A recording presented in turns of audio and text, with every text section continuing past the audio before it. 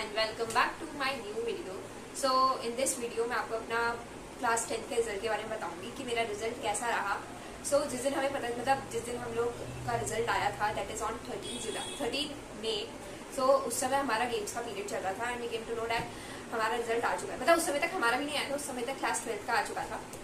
And वो like कि अगर हम उनका आ गया तो हमारा भी आ ही जाएगा थोड़ी देर में. तो हम काफ़ी परेशान हो गए थे but still we were playing. And थोड़ी देर बाद जब गेम्स का पीरियड ओवर हुआ तो दैट वाज गेम्स का पीरियड जो था हमारा 6 पीरियड था एंड उसके बाद हमारा था किसी दूसरे सब्जेक्ट का पीरियड.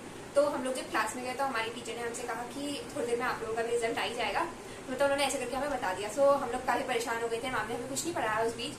देन उसके बाद नेक्स्ट पीरियड आया जो कि हमारा लास्ट पीरियड था, जिस समय तक हमारा रिजल्ट आ चुका था. मतलब क्लास 10 का सब पूरा फाइनल हो चुका था कि अब रिजल्ट आ गया है. तो हमारे स्कूल में भी जिन बच्चों को अपना रिजल्ट के मतलब अपनी सारी की सारी रोल नंबर एंड सारी चीज़ों के बारे में पता था, वो लोग अपना रिजल्ट देखने चले गए थे. इवन तो मुझे भी पता था मेरा पूरा का पूरा सब कुछ जो भी वहाँ पे रिक्वायर्ड था, बट मेरे को डर लग रहा था कि अगर मैं वहाँ पे देखूंगी तो तक कैसा मेरा रिजल्ट रहेगा, क्या होगा. तो इसलिए मैं थोड़ी सी नर्वस हो रही थी, इसलिए मैंने नहीं चेक करा अपना रिजल्ट. एंड जैसे ही मतलब फिर मैं घर गई, मैं साइकिल से आई थी उस दिन भी. एंड जब मैं घर गई तो मैं बहुत स्पीड में गई थी घर.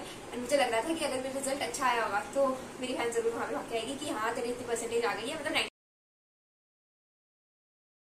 95 का था मेरे को कि अगर 95 आएगी तो मेरे घर वाले हो जाएंगे मेरे खुद. एंड मेरे को 95 ही चाहिए थी.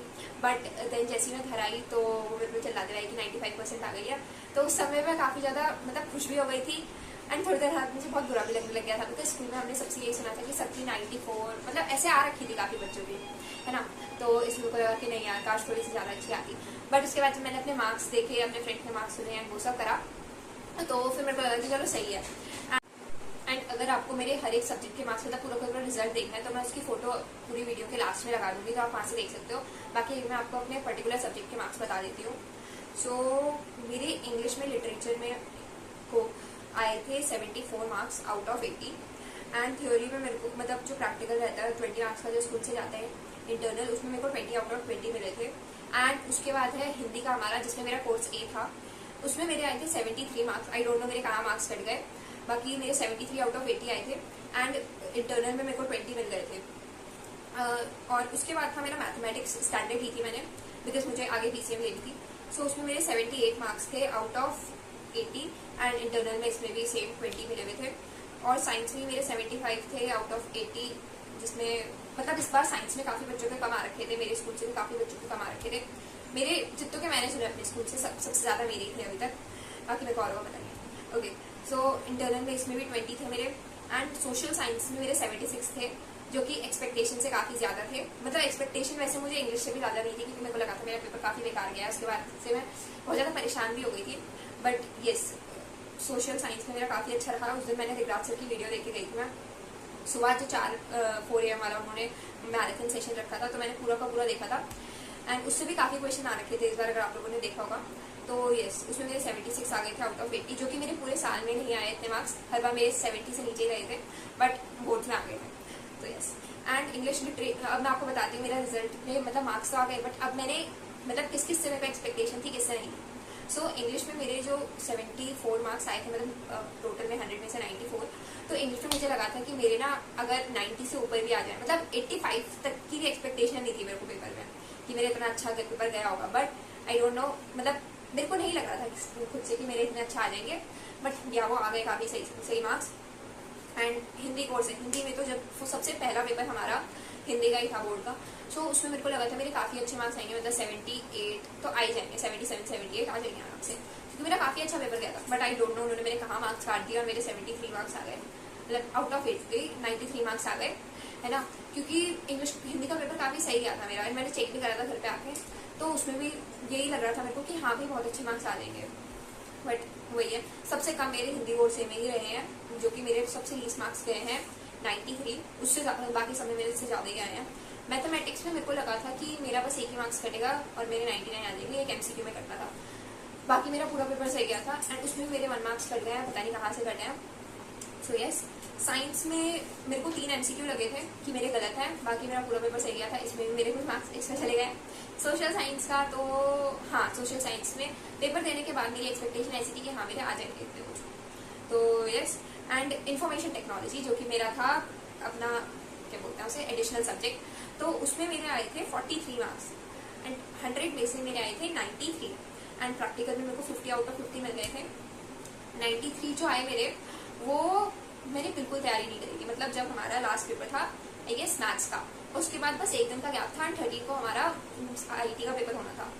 तो मेरे को लगा था कि यार अब इतने पेपर तो हो गए, तो अब इसके लिए मतलब मैंने पूरे साल तो तैयारी करी नहीं, अब लास्ट में एक दिन में करके मैं क्या ही कर दूंगी। तो मैंने कहा चलो कुछ नहीं होता, जैसा होगा होगा। मैंने बिल्कुल तैयारी नहीं करी थी एंड जिस दिन पेपर हुआ तो उसमें काफी बच्चों का बहुत पहले हो गया था। मैं तो लास्ट तक करती रही, मतलब लिखती रही थी, ऐसे समझ नहीं आता क्या करूँ, बीच में रेस्ट ले रही थी, फिर कर रही थी।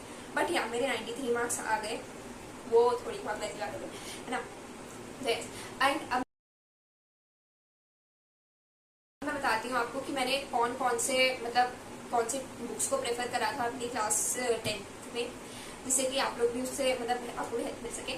तो ये सब मैं आपको उसके बारे में बताती हूँ। तो क्लास 10th में मैंने यूज करी थी दिव्याग सर की ये क्वेश्चन बैंक, जो कि उनका सोशल साइंस का क्वेश्चन बैंक था। ये मैंने यूज करा था, इसमें मुझे काफी हेल्प दी थी। तो ये आप इसे रेफर कर सकते हो अपनी क्लास 10th के लिए। मतलब अगर आपको क्लास 10th में SST पढ़नी है तो दिव्याग सर से बढ़िया कोई ऑप्शन नहीं है। एंड अब उनका मतलब मैं आपको बताती हूँ इसके बारे में भी आगे। एंड मैथ्स में इंग्लिश में मैंने ये वाली वो यूज करी थी हमारी सैम्पल क्वेश्चन पेपर की बुक। सो ये है एवरग्रीन की सैम्पल पेपर्स। तो इन्होंने मेरे को काफी हेल्प करा था, मैंने काफी अच्छे से इससे क्वेश्चन प्रैक्टिस करे थे। तो ये एंड फिर मैंने ये भी ली थी, ये साइंस की क्वेश्चन बैंक ये थी हमारी एडुकार्ड से एंड इससे मैंने काफी अच्छे से क्वेश्चन प्रैक्टिस करे थे, काफी अच्छी लेवल के क्वेश्चन थे इसमें। सो यस आप इसे रेफर कर सकते हैं। देन गाइस हमें ना एक PDF भेजी गई थी हमारे ट्यूशन से, तो मैंने उससे भी क्वेश्चन प्रैक्टिस करे थे एंड उससे भी मतलब बहुत अच्छे अच्छे क्वेश्चंस थे इसमें। तो अगर आप लोग चाहते हो कि आप लोग को भी उससे प्रैक्टिस करने हैं क्वेश्चंस, तो आप लोग मुझे बताइएगा। वैसे मैं इसकी PDF जो है वो नीचे पिन कर दूंगी, आप लोग इसके प्रिंट आउट्स निकाल सकते हो या फिर फोन लैपटॉप से भी कर सकते हो। काफी अच्छे लेवल के क्वेश्चन मिलेंगे इसमें आपको। सो यस मैं इसकी PDF जो है वो कमेंट में पिन कर दूंगी।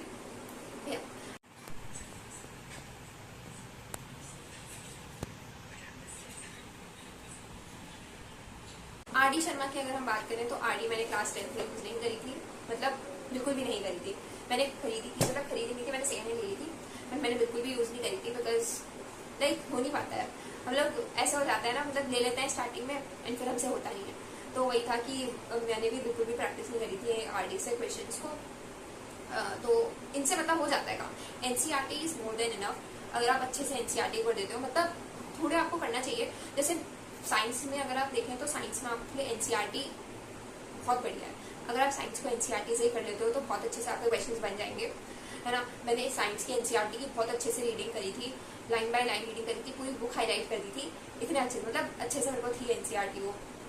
तो NCERT से सारे क्वेश्चंस प्रैक्टिस करो, जितने भी क्वेश्चंस दिए हुए हैं उन सबको प्रैक्टिस करते हुए चलना है। एंड मैथ्स में भी यही फॉलो करना है। हिस्ट्री में तो SST में तो मतलब दिग्राज सर है, तो उनसे आप पढ़ सकते हो। So yes guys and yes एक और बात, जो नेक्स्ट टॉपर्स का वो है उससे भी आप लोग मतलब मैंने लास्ट टाइम पे जब नेक्स्ट टॉपर्स का लास्ट टाइम पे उन्होंने रिलीज करा था उनका नवंबर दिसंबर के टाइम पे, तो मैंने वो भी परचेज करा था 1 मंथ वाला पूरा जो उनका वो था कोर्स। तो मैंने उससे भी उनकी क्लासेज अटेंड करी थी, जो लाइव क्लासेज उनकी चलती थी। स्टार्टिंग में मैं ज़्यादा कंसेंट्रेट नहीं हो पाई थी, बट उसके बाद मैंने बहुत अच्छे से उससे वो करी एंड उसने मेरे को काफ़ी हद तक हेल्प करा। तो उनका भी इस साल भी नेक्स्ट टॉपर्स का जो है बैच लॉन्च हुआ है, तो आप लोग उससे भी मतलब उसे ज्वाइन कर सकते हो अगर आपने अभी कुछ नहीं ज्वाइन करा है, तो वो काफ़ी अच्छा है, बहुत अच्छे से वो लोग पढ़ाते हैं उसमें। एंड मैंने अपने साइंस और मैथ्स की पेपर से पहले भी उन लोगों की मैराथन अटेंड करी थी, जो कि प्रशांत भैया ने करी थी एंड शोभित भैया ने करी थी। तो यस आप लोग उसे भी रेफर कर सकते हैं क्योंकि वो बहुत अच्छा पढ़ाते हैं। सो यस एंड अगर आपको एक डिटेल वीडियो चाहिए कि मैंने और कौन कौन सी बुक्स रेफर करी थी अपनी क्लास 10th में, तो आप लोग उसे भी देख सकते हो। एंड मैं आपको बताती हूँ 1% की एग्जैक्ट कितनी आई थी, परसेंटेज आई थी 95.2%। So yes guys, that was it for today's video. I'll meet you guys in my next vlog. So bye bye.